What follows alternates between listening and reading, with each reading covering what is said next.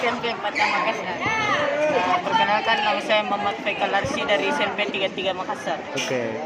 Bagaimana perasaannya ikut pertandingan ini? Senang. Ya, alhamdulillah senang walaupun gugur, tapi alhamdulillah tidak apa-apa. Oke. Mungkin ada yang mau disampaikan untuk Fajar atau untuk pemerintah kota? Ya, pokoknya terima kasih untuk Fajar dan pemerintah Kota Makassar. Ya, semoga nantinya ada lagi. Ada lagi. Oke. Senang ya? Ya, senang. Oke.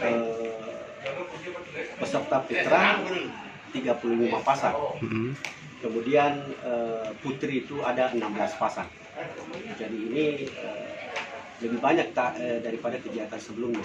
Oke. Jadi dulu itu hanya sekitar 30-an peserta seluruh ganda putra dan putri. Dan ini 2021 ada lebih banyak dan pesertanya lebih.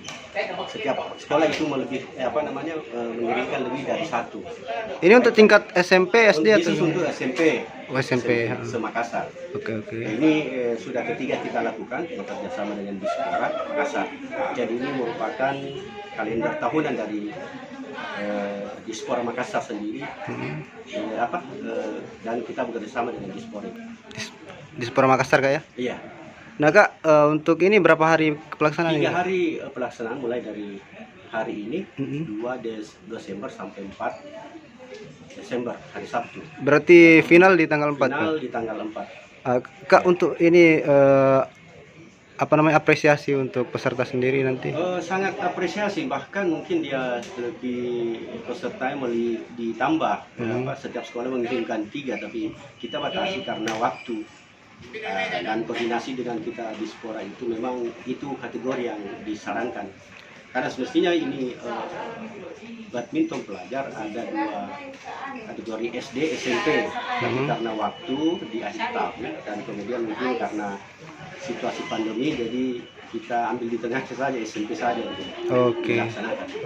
Nah Kak, ini sebenarnya penentuan sekolahnya ini apakah dari Dispora ataukah berdasarkan pendaftar saja? Berdasarkan pendaftaran dari hasil kita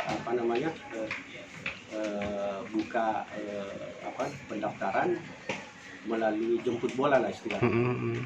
Jadi sekitar ada 60 sekolah kita berikan kita ke sekolahnya memberikan pendaftaran. Ada yang 22 sekolah tadi ya.